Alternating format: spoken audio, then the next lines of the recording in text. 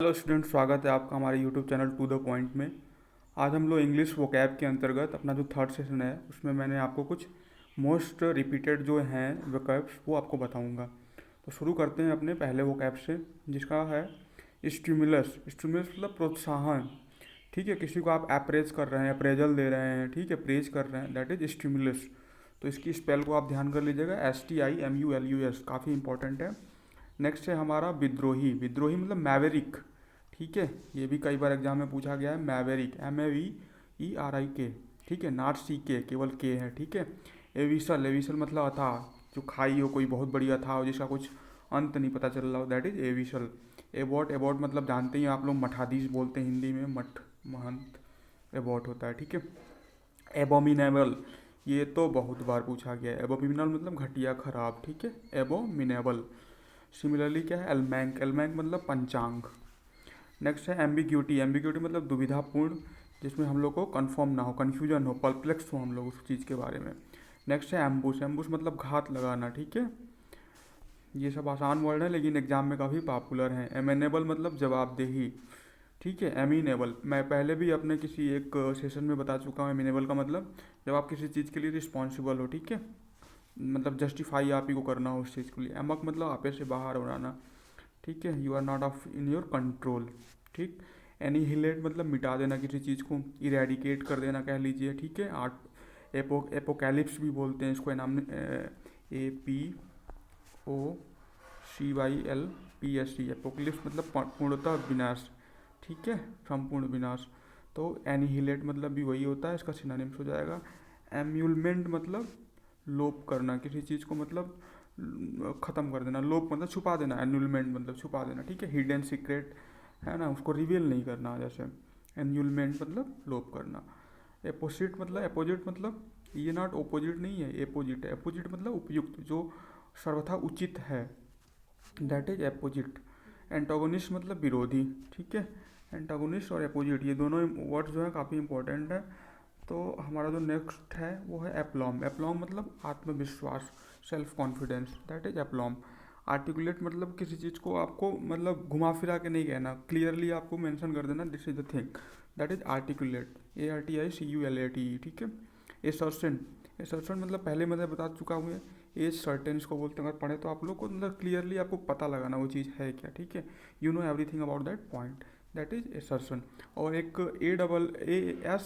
ASS, और उसमें C नहीं था, ASSERTION था, एसर्शन था। उसमें क्या था, उसमें प्रतिद्वंदिता दिखाते थे हम लोग, मतलब वहाँ पे आपको कोई प्रतियोगी था वहाँ पे। ठीक है, कंपटीटर था। तो वो एसर्शन और ये एसर्शन दोनों डिफरेंट हैं, ध्यान रखिएगा। मैंने पिछले वाले चैप्टर्स में बताया है, आप चाहें तो वहाँ पे जाके देख सकते हैं। सिमिलरली क्या है, एस्पायरेशन। एस्पायरेशन मतलब अभिलाषा, चाह, महत्वाकांक्षा। जब हम लोग कुछ चीज़ को एस्पायर करते हैं, ठीक है, एस्पायर से ही एस्पायरेशन बना हुआ है, तो वो महत्वाकांक्षा। एस्ट्रिस्टिक मतलब स्वलीन।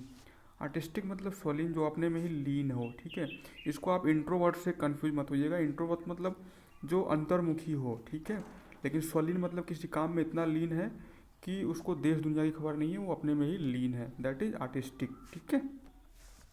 अभी बीसेड, बीसेड मतलब घेर लेना। सिमिलरली क्या है, ब्लैकआउट। ब्लैकआउट वर्ड आपने सुना होगा कि ब्लैकआउट हो गया, दैट इज बेहोशी। ठीक है, खबर नहीं है कुछ। ब्लैटेंट मतलब खुल्लम खुल्ला। ठीक है, ऐसे एक वर्ड आता है ओवरचर, उससे कन्फ्यूज मत करिएगा। ओवरचर का मतलब खुल्लम खुल्ला नहीं होता है, कई लोग कन्फ्यूज रहते हैं। वो होता है किसी चीज़ का मतलब प्रपोजल ले आना, प्रस्ताव रखना। ठीक है।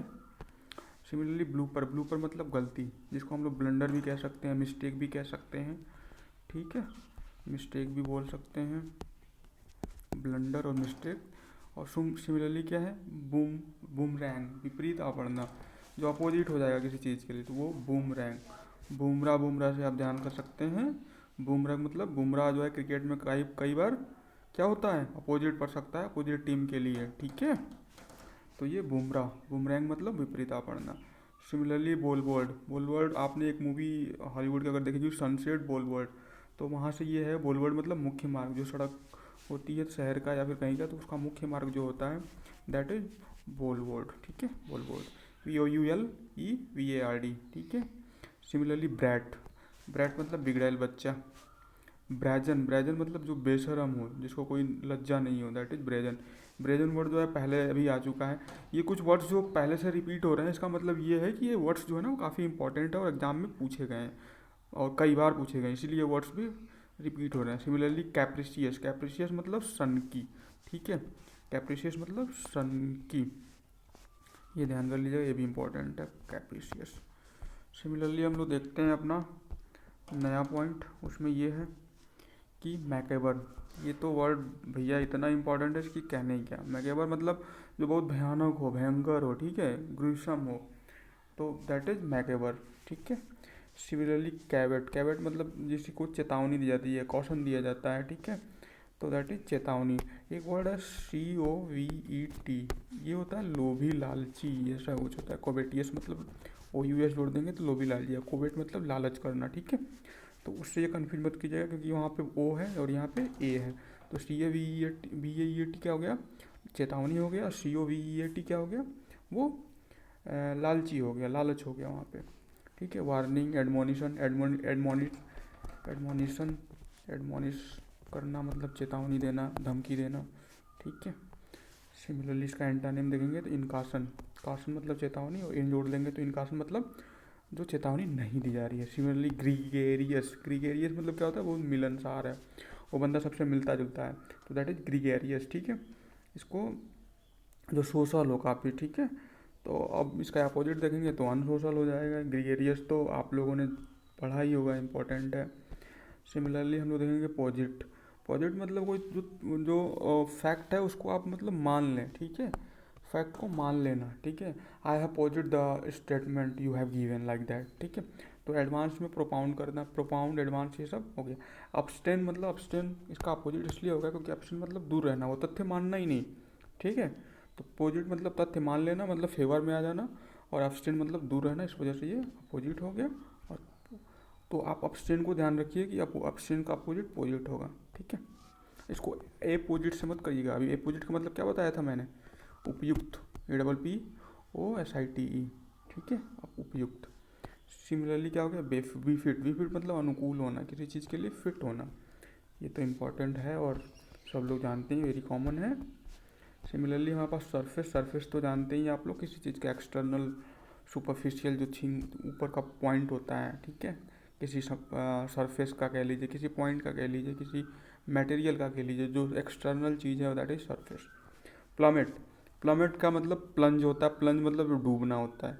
ड्रॉन, ठीक है, तो ये ड्रॉन जो है वो उस कंडीशन में नहीं है कि नदी में ही डूबना है। प्लमेट मतलब यू हैव मतलब डूब गए हो आप मतलब सबसे नीचे पॉइंट पे हो, तो इसका नोज डाइव एक एग्जांपल होगा, मतलब सिनोनिम्स होगा, वो इम्पोर्टेंट है। Nose dive, plummet, nose dive, ये सब प्लंज, प्लंज भी कह सकते हैं आप, डूबने के मतलब है, ये इम्पोर्टेंट है, आप ध्यान करेंगे। प्लमेट, प्लमेट, प्लंज और नोज डाइव, ठीक है। नोज डाइव, डाइव से आपको गोताखोर होता है तो डाइव से गोता लगाना, तो ये डूबने का मतलब हो गया, ठीक है।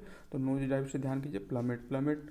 और इसका जो करेंगे शोर, शोर मतलब पार कर जाना, तैर कर पार कर जाना कोई चीज़, ठीक है, बाहर निकल जाना, तो वो SOAR होता है, वो अपोजिट हो जाएगा।